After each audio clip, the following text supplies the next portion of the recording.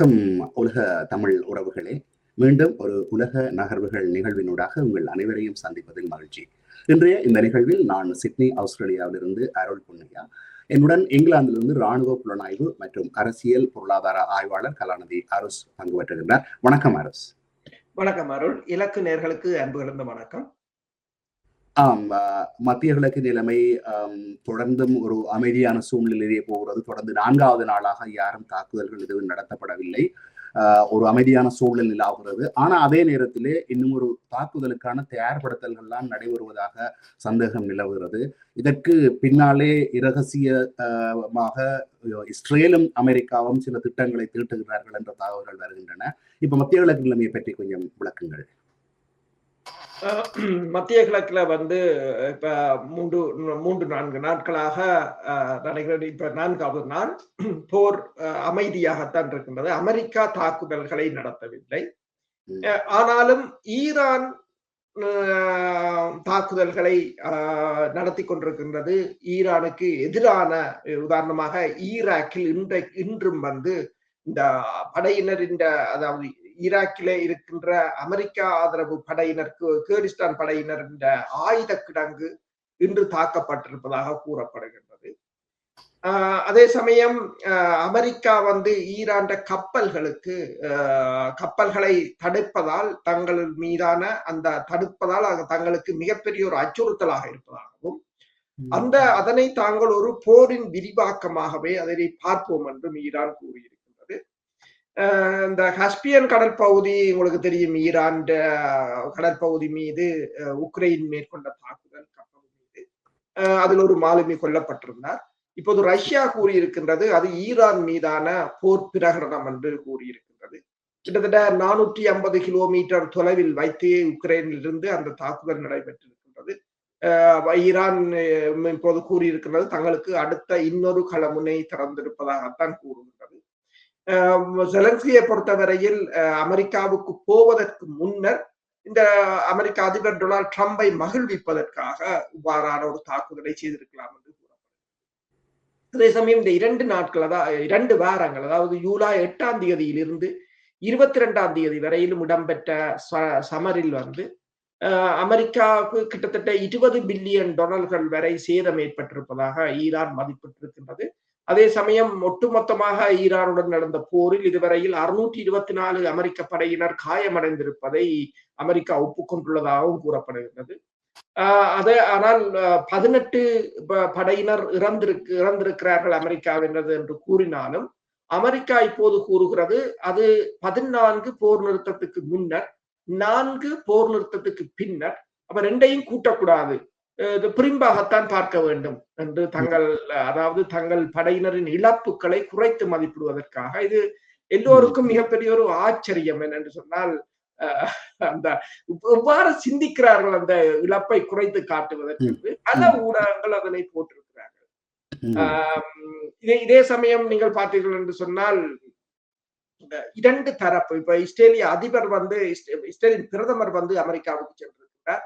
அமெரிக்காவுக்கு ஒரு மிகப்பெரிய ஒரு திட்டத்துடன் தான் சென்றிருப்பதாக கூறப்படுகிறது. முதலில் இந்த 2 வாரங்களுக்கு முன்னர் செல்வதாக இருந்தது. அப்போது செல்வதற்கு முன்னர் தான் ட்ரம்ப் கூறியிருந்தார் ஒரு மிகப்பெரிய ஒரு தாக்குதலை தான் ஈரான் மீது நடத்த போகிறேன் என்று சொல்லி. அதற்கு பிறகும் உங்களுக்கு தெரியும், நாங்கள் 2 நாட்களுக்கு முதல் கதைத்திருந்தோம். அமெரிக்கா ஒரு நாளைக்கு 400 தாக்குதல்களை நடத்தக்கூடிய ஒரு மிகப்பெரிய தாக்குதலுக்கு தன்னை தயார்படுத்துகிறதாக. நேற்று நீங்கள் கூட சொல்லியிருந்தீர்கள் படையினரை குவிக்கிறார்கள், மேற்காசியாவில் விமானங்களை கொண்டு வருகிறார்கள் என்று சொல்லி. இப்போது பெஞ்சமின் நெத்தனியாவு அங்கு போயிருக்கும் போது அவர் ஒரு மிகப்பெரிய ஒரு இராணுவ திட்டத்துடன் சென்றிருப்பதாகவும் தகவல்கள் வெளியாகி கொண்டிருக்கின்றன. ஆனால் அதே சமயம் ஈரானுடன் ஜப்பான் வெளிவார அமைச்சர் மற்றும் ஐரோப்பிய நாடுகளின் வெளிவார அமைச்சர்கள் தொடர்ந்து பேசிக் கொண்டிருக்கிறார்கள். என்று சொன்னால் இந்த ஹோர்முஸ் நீரிணையூடான எண்ணெய் போக்குவரத்து இப்ப செங்கடலும் மூடப்பட்டு இருப்பதால் மிக பெரும் நெருக்கடியை எதிர்கொண்டிருக்கின்ற நிலையில் இந்த ஈரானுடனான பேச்சுக்களை நடத்தி அதை திறப்பதற்கான ஒரு வழிமுறையை ஏற்படுத்துவதற்கான முயற்சிகளை மேற்கொண்டு வருகின்ற அதே சமயம் ஓமான் இந்த ஹோமோஸ் நீரிணை இந்த எதிர்கால திட்டம் தொடர்பான வரைவை வந்து ஈரானிடம் சமர்ப்பித்திருப்பதாக ஈரான் தெரிவித்திருக்கிறது. ஆனால் அதை ஈரான் ஒப்புக்கொண்டதா, அதில் என்னென்ன இருக்கிறது என்பது தொடர்பாக இருதரப்பும் இன்னும் எந்த தகவல்களையும் வெளியிடவில்லை.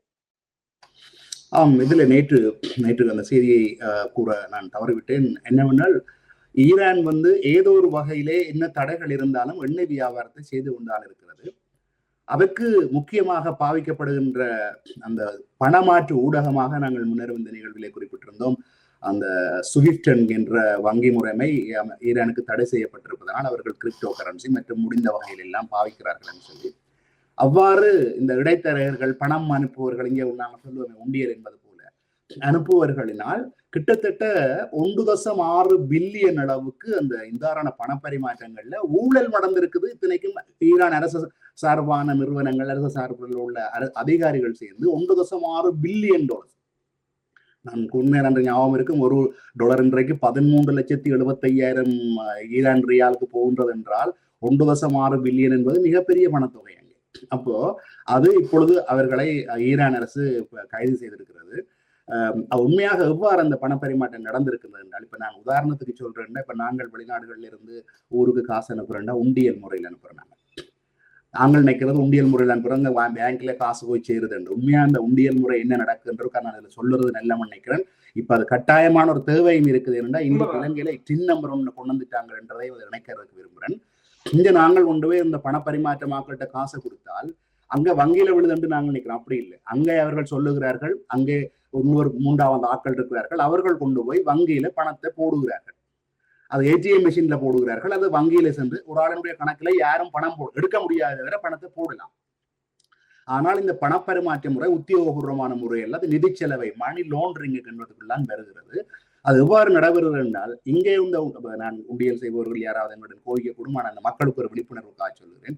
இங்கே நாங்கள் உண்டியல்காரரிடம் கொண்டே கொடுக்கின்ற பணத்தை அவர்கள் வாங்கி இங்கே அந்த வெளிநாடுகளில் இருந்து, இலங்கை, இந்தியா போன்ற நாடுகளிலிருந்து இங்கே கருப்பு பணத்தை இங்கே கொண்டு வர வேண்டியவர்களுக்கு இங்கே அங்க இலங்கையில அந்த இந்தியாவில பணத்தை அங்க கொடுக்க, இங்கே அவர்களுக்கு டாலர்ஸ்ல கொடுப்பதற்கான ஒரு உத்தியோக பெற்ற ஒரு அதை தங்கிற மணிச்செலவை என்று சொல்லி, அதாவது மணி லாண்டரிங்குள்ள வருகிறது. அதுதான் நடந்து கொண்டிருக்கிறது. இப்பொழுது இலங்கை அரசாங்கம் போன ஜூன் மாதம் 1ஆம் தேதியிலிருந்து டின் கட்டாயம், அதாவது டாக்ஸ் பேயர் ஐடென்டிஃபிகேஷன் நம்பர் என்பதை கட்டாயமாக்கி இருக்கிறார்கள். அந்த டாக்ஸ் பேயர் ஐடென்டிஃபிகேஷன் படி இனிமேல் உங்களுக்கு வங்கி கணக்கு திறக்கிறதோ இல்ல இருக்கிற வங்கி கணக்கோ எல்லாத்துக்கும் ஒரு டிஐஎனோட இணைக்கிறார்கள், டின் நம்பரோட இணைக்கிறார்கள். நீங்க ஒரு வீடு வாங்குறதோ காணி வாங்குறதோ இல்ல உங்களோட வங்கி கணக்கு காசு வந்தாலும் எல்லாமோ நீங்கள் ட்ராக் பண்ணப்படுவீர்கள், நீங்கள் தேடப்படுவீர்கள், உங்களை அறியப்படுவீர்கள். அப்ப இப்ப முந்தையெல்லாம் கனவேர் போய் ஊர்ல வீடு வாங்குறவ அவைக்கு வச்சேரம் இலங்கையில சிட்டிசன்ஷிப்பை இழந்து போட்டு போய் அவை கனடாவோ அல்லது லண்டன் சிட்டிசனா இருந்துன்னு போய் ஊர்ல வீடு வாங்கினோம். ஆனா இனிமே வாங்கிக்கல, ஒரு யாருன்னு தேடி பார்க்கல.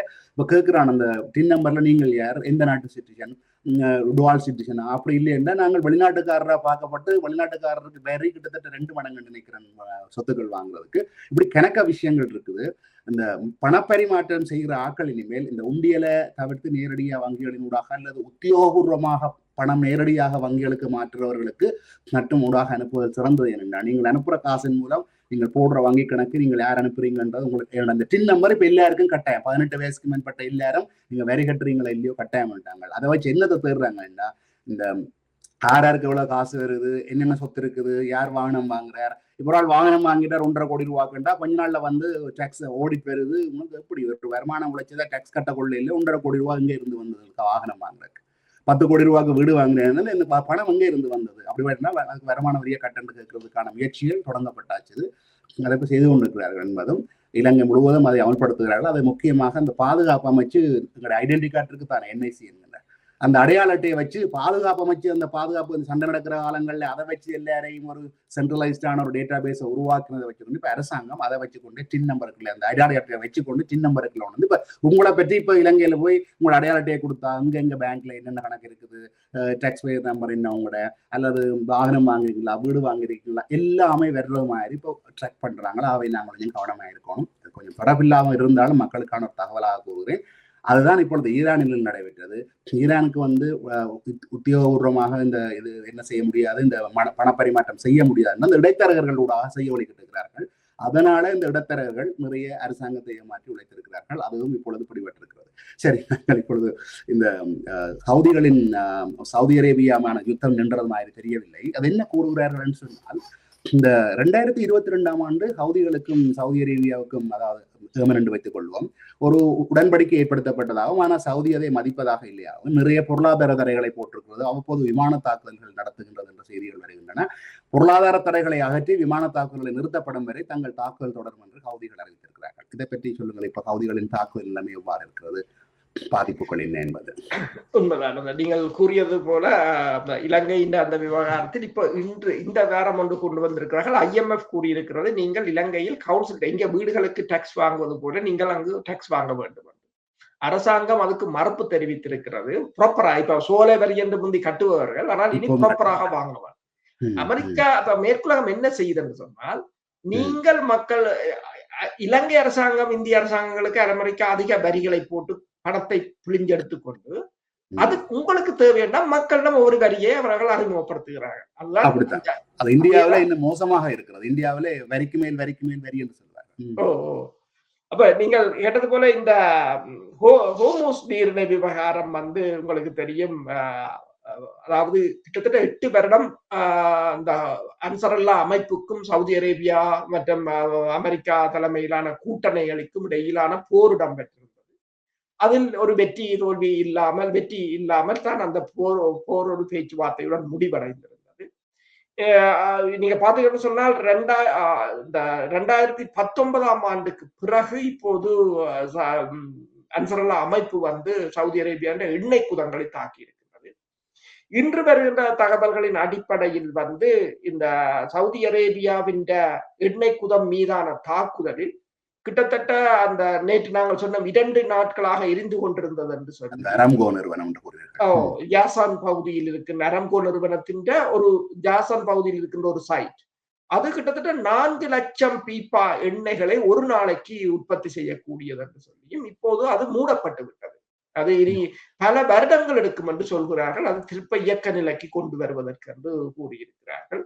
அதே சமயம் இந்த செங்கடலின் ஊடாக செல்கின்ற சவுதி அரேபியாவின் எண்ணெயின் அளவும் வந்து 50% குறைந்திருப்பதாக கூறியிருக்கிறார்கள். கிட்டத்தட்ட இப்போ கடந்த வருடத்துடன் ஒப்பிடும் போது 3.87 மில்லியன் பேரல்கள் அதுவும் சீனா வாங்கி இருக்கின்றது. இந்த அதாவது செங்கடல் மூடப்பட்ட பிறகு சீனாவின் 4 கப்பல்கள் மட்டும்தான் அதுக்களால் போயிருக்கிறது என்று கூறியிருக்கிறார்கள். மற்றது சரக்கு கப்பல்களும் போயிருக்கின்றது, ஆனால் எண்ணெய் கப்பல்கள் 4 போயிருக்கின்றது என்று கூறியிருக்கிறார்கள். அதே சமயம் சீனா கூறியிருக்கின்றது தாங்கள் ஹூதிஸ் அமைப்புடன் பேச்சுக்களை நடத்தி கொண்டிருப்பதாகவும் தங்கள் கப்பல்களை அதற்குள்ளால் கொண்டு வருவதற்கு, ஆனால் அவர்களுடைய கப்பலும் என்னென்று சொன்னால் சவுதி அரேபியாவின் எண்ணெயைத்தான் வாங்கி கொண்டு வருகிறது. அப்ப அவர்கள் கொண்டு வருவதால் சவுதி அரேபியாவுக்கு அந்த ஒரு பிசினஸ் நடந்து கொண்டிருக்கிறது என்றபடியால் சீனாவுக்கும் சவுதி அரேபியாவுக்கும் இடையிலான ஒரு நெருக்கத்தையும் அது கொண்டு வரும். இதே நேரம் பைப் லைனை தாக்கி இருந்தார்கள் நேற்று. நாங்கள் நேற்று பேசியிருந்தோம் 1200 கிலோமீட்டர் நீளமான பைப் லைன். அதிலும் வந்து கிட்டத்தட்ட 250 பேரல் பெர் டே கொண்டு போகிற ஒரு சிஸ்டத்துல வந்து தடங்கள் ஏற்பட்டிருப்பதாகவும் கூறியிருக்கிறார்கள். இந்த அதாவது ஹூதிஸை பொறுத்தவரையில் அவர்கள் இன்னும் அவர்களுக்கும் சவுதி அரேபியாவுக்கும் இடையிலான ஒரு சுமூகமான நிலை ஏற்படவில்லை. இப்ப ஈரான் அமெரிக்கா தாக்கினால்தான் ஈரான் தாக்கும். ஆனால் ஹூதிஸ் அமைப்பினருக்கும் யாருக்கும் எந்த உடன்பாடும் இல்லை என்றபடியால் அந்த தாக்குதல் தொடரும் என்ற ஒரு அச்சம் இருக்கின்றது சவுதி அரேபியாவுக்கு.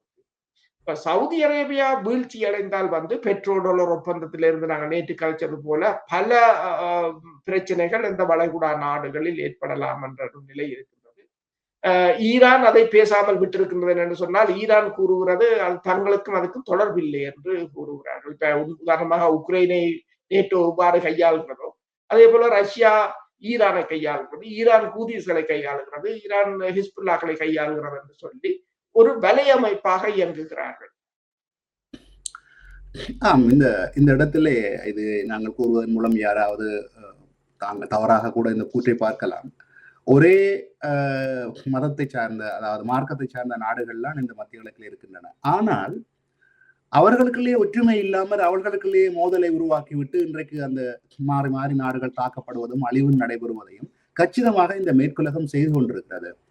அவர்கள் ஏன் அவர்களுக்குள்ளே நாங்கள் ஒற்றுமையாகிவிட்டால் இந்த பிரச்சனை எல்லாம் வராது என்பதை ஏன் அவர்கள் உணரவில்லை? அந்த இஸ்லாமிய நாடுகள் தங்களுக்குள்ளே இந்த இனியாவது புரிந்து கொண்டு எங்களுக்குள்ளே நாங்கள் சண்டை பிடிக்க கூடாது. அதிலே கூட 2 பிரிவு, சன்னி முஸ்லீம்கள், ஷியா முஸ்லீம்கள் என்று அதுக்காக கூட சண்டை பிடிப்பதாகவும் சில நேரங்களில் சண்டை பிடிக்கிறார்களா முரண்படுகிறார்களா தெரியவில்லை. ஆனால் இப்போது நடக்கிற சண்டையிலே முரண்பட்டு நிற்கிறார்கள் அல்லவா பக்கம் பக்கமாக. யமன் என்ற ஒரு பக்கம், ஈரான் ஒரு பக்கம், அங்கால மற்ற நாடுகள் வேறு பக்கமாக அமெரிக்கா சார்பாக இருக்கிறார்கள். அதே நேரத்திலே இந்த இஸ்ரேலால அதே பாலஸ்தீனத்துல எவ்வளவோ மக்கள் கொல்லப்பட்டு துரத்தப்பட்டு வாழ்விடங்கள்ல இருந்து துரத்தப்பட்டு எவ்வளவோ சேதங்களை ஏற்படுத்தி இருக்கிறதும் இதே மக்களுக்கு தான். ஆனால் அதே அமெரிக்காவோட சேர்ந்த இஸ்ரேலுக்கு ஆதரவு கொடுக்கின்ற நாடுகளும் அருகில் இருக்கு. இதை பற்றி கொஞ்சம் ஒரு சிறியான விளக்கம் ஒன்றை கொடுங்களேன். மேற்குலகத்தின் அவர்களின் அது அவர்களோட ஜீனில ஊறி போறதோ அல்லது பரம்பரையாக ஊறி போறதோ தெரியாது. அவர்களோட அந்த காலம் தொடக்கமே இதுதான் அவர்களோட திட்டம். நினைக்கிறேன் பிரித்தாளம் தந்திரம் என்று சொல்லி ஒன்று பிரித்தாளம் தந்திரம். அங்க இந்த நாடுகளை அவர்கள் காலனித்துவத்தின் கீழ் வைத்திருந்த போது கூட அவர்கள் கொஞ்சம் பேர் தான் இருந்தார்கள். ஆனால் அதை செயற்படுத்தினது உள்ளூர் ஆக்கள் தான். என்னன்னு சொன்னால் அதுக்கு பிரிவினை, அவரை வரவிடக்கூடாது இவரை வரக்கூடாது, அதை அவர்கள் தான் மறைமுகமாக வளர்த்து விட்டது. அவர்கள் தான் வளர்த்து விட்டது. இங்கேயும் 2 வருடங்களுக்கு முதல் ஒரு மிகப்பெரிய ஒரு பிரச்சனை வந்தது. சுவிட்சர்லாந்தில் ஒரு தமிழர்கள் தொடர்பான ஒரு புத்தகம் எழுதியிருந்தார்கள். சுவிட்சர்லாந்து அரசு சார்பாகத்தான் அது வெளியிடப்பட்டது. 2007ஆம் ஆண்டு எழுதப்பட்டது முதலில். பிறகு 2024ஆம் ஆண்டு அதை கொண்டு வந்தார். அதை இரகசியமாக 5-6 தமிழர்களை வைத்துக் கொண்டு சுவிஸ் அரசின் நிதி அமைப்பின் கீழ் செய்யப்பட்டது. அது ஒரு அமைப்புகளால் எனக்கு அந்த புத்தகத்தை தந்தார்கள். இது இருக்கா பாருங்கள் என்றால் அதில் தமிழர்களிடம் 43 சாதிகள் இருப்பதாகவும், புலம்பெயர் தேசத்தில் அதிக சாதிகள் உருவாகி வருவதாகவும், கனடாவில் இருக்கிறவர்கள், வெவ்வேறு நாடுகளில் இருக்கிறவர்கள், ஐரோப்பாவில் இருக்கிறவர்கள், பிரித்தானியாவில் இருக்கிறவர்கள் எல்லாம் உயர்ந்தது தாழ்ந்த சாதியாக இப்போது பிரிந்து விட்டார்கள் என்றெல்லாம் இங்கேயே சாதி பிரச்சனையை உருவாக்குற ஒரு புத்தகத்தை எழுதுகிறது சுவிஸ் அரசு என்றால், இந்த இடத்திலே குறுக்கிடுவதற்கு மன்னிக்கவும், ஹொலந்தை சேர்ந்த எங்க ஒல்லாந்தரங்களை ஆண்டார்கள் எல்லாம் அந்த காலப்பகுதியிலே ஒல்லாந்தர் ஒரு பாதிரியார் ஒரு அறிஞர் எழுதின ஒரு புத்தகத்திலே சிங்களவருடைய சாதி பிரச்சனை, தமிழர்களுக்குள்ள உள்ள சாதி பிரச்சனை எல்லாவற்றையும் கிட்டத்தட்ட 300-400 ஆண்டுகளுக்கு முன்னரே எழுதியிருக்கிறார். அதை விட இந்த சிங்களவர்களிலே அந்த விருந்தினர்களுக்கு வரவேற்கின்ற ஒரு மோசமான கலாச்சாரம் இருந்ததையும் அவர் அங்கே சுட்டி காட்டியிருக்கிறார். அதை இப்பொழுது இந்த காலத்திலே கூட சுவிஸ் அரசாங்கம் நான் நினைக்கிறேன் தகவல்களை திரட்டுகிறார்கள் என்று நினைக்கிறேன். கூறுங்கள் தொடர்ந்து.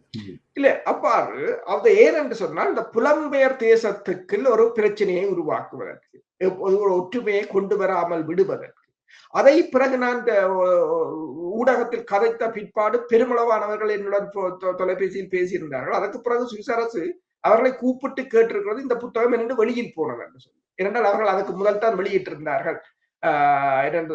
ஒரு 4-5 தமிழர்கிட்ட கொடுத்துட்டு தமிழரும் சேர்ந்து இதை பார்த்தவை என்று சொல்லி வெளியிட்டு விட்டால் சரி என்றுதான் யோசிக்கிறார்.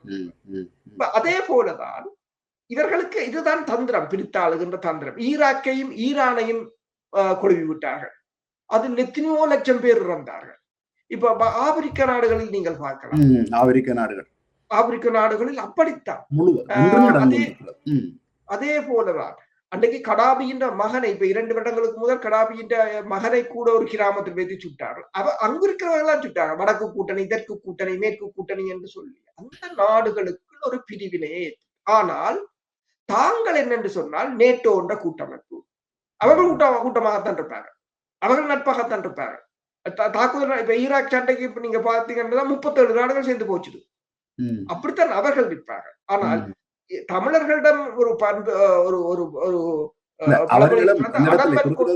இந்த இடத்துல குறுக்கிடுவதற்கு மன்னிக்கவும், ஒரு காலத்துல இங்கிலாந்தும் பிரான்சும் காலம் முழுக்க சண்டை பிடித்தவர்கள், 2ஆம் உலக போர்ல 2 விளிம்பாக இருந்தவன். இப்பொழுது அவர்கள் அதை கற்றுக்கொண்டதுல இருந்து இப்ப மாறிவிட்டார்கள். நாங்கள் எங்களுக்கு அறிவட்டு இழப்புகளை ஏற்படுத்துவாங்க. அந்த ஒரு மாற்றத்தை இப்போது அரபு நாடுகளிலும் பார்க்கக்கூடிய இருக்கின்றது. இப்ப இந்த ஈரான் அமெரிக்க போரின் பிற்பாடு இப்ப மெல்ல மெல்ல அடுத்தடுத்த ஜெனரேஷன் அவர்கள் இந்த போரை பெருசாக விரும்பவும் இல்லை, உயிரிழக்க விரும்பவும் இல்லை என்றபடியால் அவர்கள் ஏன் போராட வேண்டும் என்ற ஒரு நிலைக்கு வந்தபடியால் மெல்ல மெல்ல ஒரு மாற்றத்தை இப்போது காணக்கூடியதாக இருக்கின்றது. சரி, இப்பொழுது என்னுடைய கேள்வி என்னென்றால், இப்பொழுது இஸ்ரேலின் பிரைம் மினிஸ்டர் நெத்தன்யாகு வந்து அமெரிக்காவுக்கு சென்றிருக்கிறார். அமெரிக்காவிலே டொனால்ட் ட்ரம்புடனும் நினைக்கிறேன் இன்னொருவர் வேன்சன் நினைக்கிறேன் அவருடனும் பூட்டிய அறைக்குள் தான் அவர்கள் பேச்சுவார்த்தை நடத்தி இருக்கிறார்கள். ரகசிய பேச்சுவார்த்தையாக இருக்கக்கூடும். அதே நேரத்தில் இஸ்ரேலில் இருந்து அவர் புறப்படுகின்ற பொழுது வளமையான பென்குரியர் விமானம் அந்த பயணிகள் விமான நிலையத்திலிருந்து புறப்படாமல் ரகசியமாக ஒரு இராணுவ விமான நிலையத்திலிருந்து புறப்பட்டு சென்றதாக தகவல் இருக்கிறது. அவர்கள் எதை செய்தார்களோ அதை இப்ப ஈரான் திருப்பி செய்யும் என்ற பயம் ஒன்று அவர்களுக்கு வந்திருப்பது போல தெரிகிறது. அந்த தகவல்களை கொஞ்சம் விரிவாக கூறுங்கள். உண்மைதான். என்னென்று சொன்னால், அவர் இந்த முறை வெளியே அமெரிக்காவுக்கு செல்லும் போது இந்த வளமையாக பென்கொரியர் விமான நிலையத்திலிருந்து தான் செல்வதுண்டு. ஊடகவியலாளர்களும் அங்கு செல்வார்கள், கேள்விக்கு பதில் எல்லாம் கொடுப்பார். இந்த முறை ஊடகவியலாளர்கள் யாரையும் அழைக்கவில்லை. திடீரென்று ஏர்போர்ட்டை மாற்றி நெவாட்டிம் விமானப்பட தளத்திலிருந்து புறப்பட்டிருக்கிறார். இந்த இரண்டால் லின்சி கிரஹாம் இறந்தது வந்து இப்போது ஒரு மர்மமாகவே இருக்கிறார். எவ்வாறு இறந்தார் என்றது ஒரு பெரிய ஒரு பிரச்சனையாக இருக்கின்றது என்றோட எல்லோருக்கும் இப்போது மிகப்பெரிய ஒரு கலக்கமாக இருக்கின்றது. ஏனென்று சொன்னால், இந்த மேற்குலக ஊடகங்கள் ஒரு தகவலை வெளியிட்டனர். லின்சி கிரஹாம் உக்ரைனுக்கு போய் வந்து இறந்த பிற்பாடு உக்ரைனுக்கு போறதுக்கு மேற்குலக நாடுகளின் தலைவர்கள் அஞ்சுகிறார்கள் என்று போட்டிருக்கிறார். எனவேதான் இப்ப செலன்ஸ்கி வந்து பிரித்தானியாவுக்கு வந்தார், செலன்ஸ்கி வந்து அமெரிக்காவுக்கு போறார் தவிர.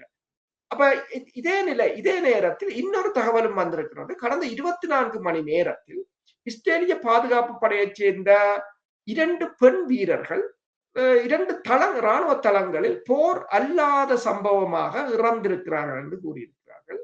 அதில் கூறியிருக்கிறார்கள், இந்த ஞாயிற்றுக்கிழமை மாலை டெல் அவிவ் அருகே உள்ள இராணுவ தளத்தில் இரகசிய, அதாவது இந்த இன்டெலிஜென்ட் யூனிட், புலனாய்வுத்துறையைச் சேர்ந்தவர், புலனாய்வுத்துறையைச் சேர்ந்தவர் பணியாற்றி வந்த சமயம் அவர் திடீரென்று இறந்த சடலமாக மீட்கப்பட்டிருக்கிறார்.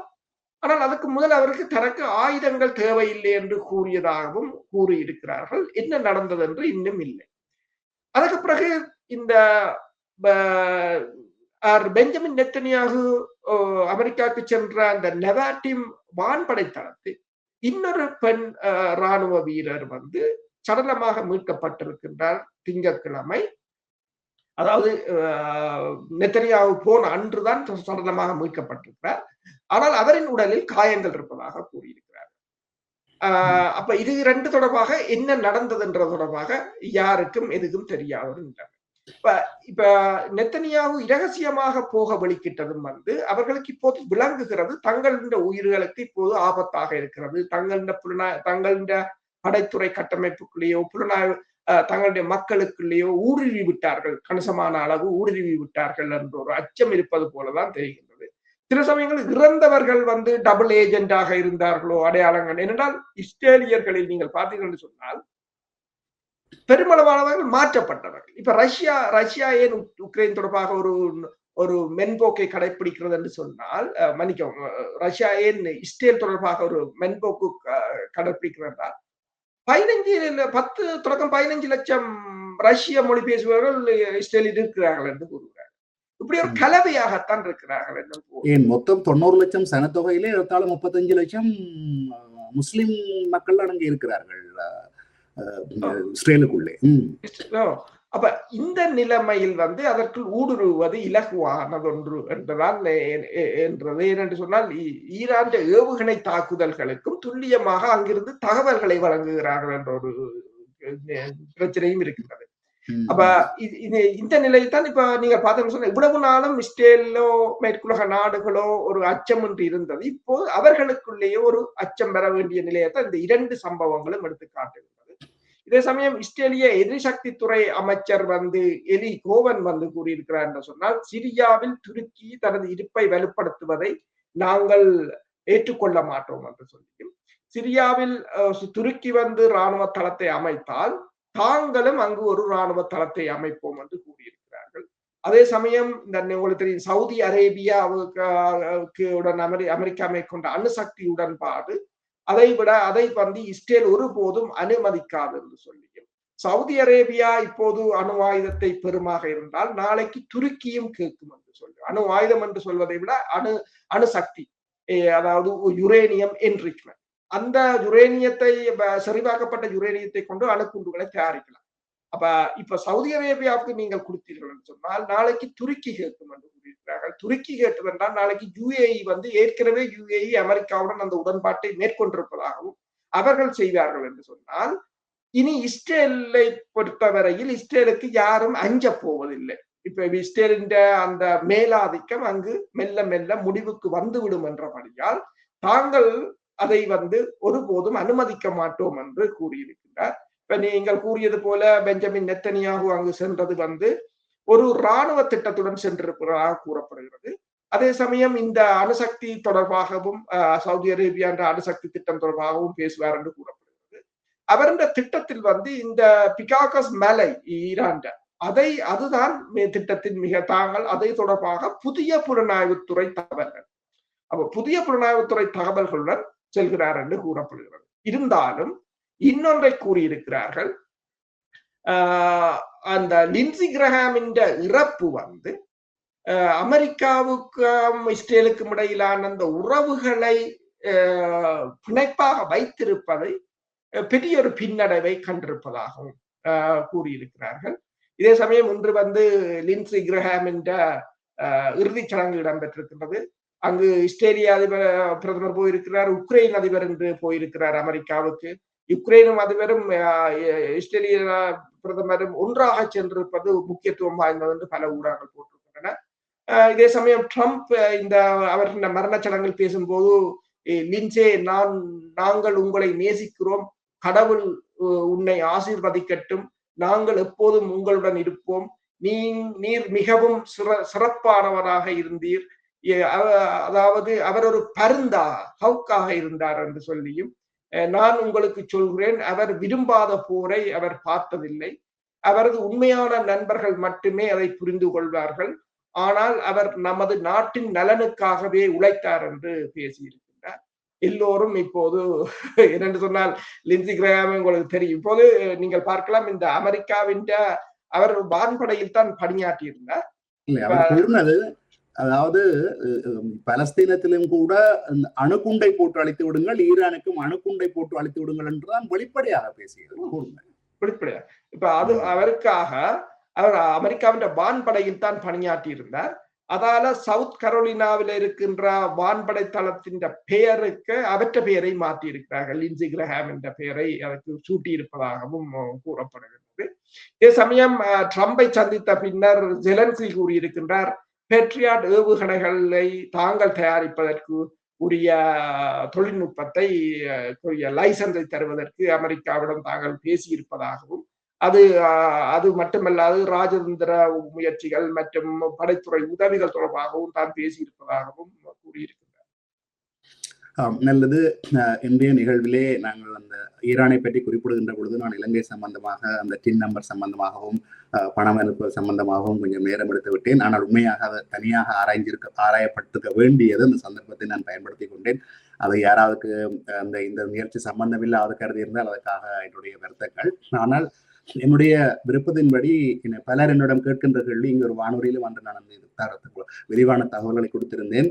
அதாவது பலர் இப்பொழுது வெளிநாட்டிலிருந்து போய் இலங்கையிலே சொத்துக்களை வாங்குறவர்கள் ஒரு பகுதி இருக்கிறார்கள், அதே அளவுக்கு இலங்கையில் உள்ள சொத்துக்களை வித்துக்கொண்டு வெளிநாட்டுக்கு வருபவர்கள் இருக்கிறார்கள். பலர் இன்னும் விரட்டக்குடிமை உரிமை எடுக்கிறது எப்படி என்று தெரியாமல் கட்டப்படுறார்கள், அது வழி என்னென்று தெரியாது, ஏன் எடுக்க வேணும், என்னென்ன வழிமுறை என்று தெரியாமல் இருக்கிறார்கள். பலர் அந்த காலத்தில் விட்டுட்டு வந்து அவருடைய இபிஎஃப் ETF போன்ற பணங்கள் அங்கே நிறைய வட்டியுடன் நிறைய தொகைகள் இருக்கின்றன. அண்மையில் போன போது ஒரு கொஞ்ச காலம் வேலை செய்த காசு வட்டியுடன் சேர்ந்து நிறைய இருந்தது. உங்கள் அடையாள வட்டியை வச்சு இலகாக எடுக்கக்கூடிய வழி இருக்கிறது. டின் நம்பர் என்ற முக்கியம் என்ன, அது கட்டாயம் பதியணுமா, இப்போ அது கூட டுவால் சிட்டிசன் இருந்தால் தான் பதியணுமா என்ற இந்த விவரங்களை ஒரு நாளைக்கு ஒரு நிகழ்ச்சியில் தனியாக அதை சேர்ந்து இந்த மக்களுக்கு ஒரு தகவல் கொண்டு பலர் என்னட்ட கேட்கிற கேள்வியில் நான் இதில் நிறைய போய் இலங்கை அடிக்கடி போய் வந்தேன். இப்படியான விஷயங்கள் சில ஆட்களுக்கு ஆலோசனை வழங்குறதுனா அந்த தகவல் பயனாகமை என்றால் நாங்கள் ஒரு நாளைக்கு ஒரு நிகழ்வுல இதுக்கு தனியான நிகழ்வா ஒரு நிகழ்வை செய்யலாம் என்று நான் நினைக்கிறேன். அதை பற்றி ஆலோசனை நினைக்கிறேன். உண்மைதான். அது இப்ப தகவல் அதாவது எங்கள்கிட்ட இருக்கிற அறிவையும் தகவல்களையும் மற்றவர்களுக்கு பரிமாறிக்கொள்வது தான் உண்மையில் ஒரு மிகப்பெரிய ஒரு கொடை என்று சொல்வது. கல்வி அறிவு. நீங்கள் கொடை தானத்தில் சிறந்தது கல்வி தானம். நான் எனக்கு தெரிந்த எதுவாக இருந்தாலும் நான் அனைவருக்கும் அவற்றிலிருந்து பகிர்ந்து கொள்வது வழக்கம். அந்த வகையில இப்ப நிறைய பேருக்கு இந்த கேள்வி இருக்கிறது, டுவால் சிட்டிசன் இருக்கிறது, இபிஎஃப், இடிஎஃப், பழைய அடையாள அட்டை பிரச்சனை இருக்கிறது, புதிய அடையாள அட்டை வந்து விட்டது. இப்ப நீங்கள் இலங்கை சும்மா சுருக்கமாக முடிக்கிறேன், இலங்கையினுடைய அடையாள அட்டையை இப்போ ஒரு அலுவலகத்துக்கு கொடுத்தால் உங்களுக்கு முதலாவது பாஸ்போர்ட் இலக்கம் என்ன, இரண்டாவது பாஸ்போர்ட் இலக்கம் என்ன, நீங்கள் எடுத்த டிரைவர் லைசன்ஸ் என்ன, டிரைவர் லைசன்ஸில் நீங்கள் செய்த குற்றங்கள் என்ன, போலீஸ் நிலையங்களிலே நீங்கள் செய்த குற்றங்கள் என்ன, தண்டிக்கப்பட்டிருக்கிறீர்களா, அதாவது நீதிமன்றங்களில் தண்டிக்கப்பட்டிருக்கிறீர்களா, என்னென்ன பேங்க்ல என்னென்ன அக்கௌண்ட் இருக்கிறது, உங்களுக்கு இப்ப சொத்துக்கள் எல்லாமே வெளிப்படுத்த எங்க சொத்து இருக்கிறது, எங்க வாகனம், டின் நம்பர் இருந்தால் இனிமேல் சொத்துக்கள் விற்கலாம் வாங்கலாம், எல்லாம் வெறும் இந்த ஐடென்டி கார்டு நம்பரை போட்டால். ஆகவே இனிமேல் நாங்கள் வெளிநாடுகள் எப்படி எல்லாம் சென்ட்ரலைஸ் பண்ணப்பட்டிருக்கிறதோ அதே போல இருக்கிறது. அதை கொஞ்சம் விழிப்பாக இருக்க வேண்டும் என்பதற்காகத்தான் நான் கொடுக்கிறேன். பல பேர் இந்த கேள்வி என்னட்டை இந்த டுவால் சிட்டிசன் சம்பந்தமாக மணித்தியால கணக்காக நான் சேரும் தொலைபேசியிலே ஆலோசனை கூறுவதுண்டு. அதனை பொதுவாக கூறினால் பலருக்கு பயனுள்ளதாக இருக்கும் என்பதற்காகத்தான் கூறுகிறேன். நேர்களும் பாப்போம் கமெண்ட்ல ஏதாவது சொல்லுகிறார்கள் என்பதை வைத்துக் கொண்டு ஒரு நாளைக்கு இந்த உலக நிகழ்வுகளோட தனியான ஒரு நிகழ்வாக முடிந்தால் செய்வோம். இத்துடன் இந்த நிகழ்விலிருந்து இன்று நாங்கள் விடைபெறுகின்றோம். மீண்டும் ஒரு நிகழ்வில் உங்கள் அனைவரையும் சந்திக்கும் வரை உங்களிடமிருந்து விடைபெறுகின்றோம். நன்றி, வணக்கம். நன்றி, வணக்கம்.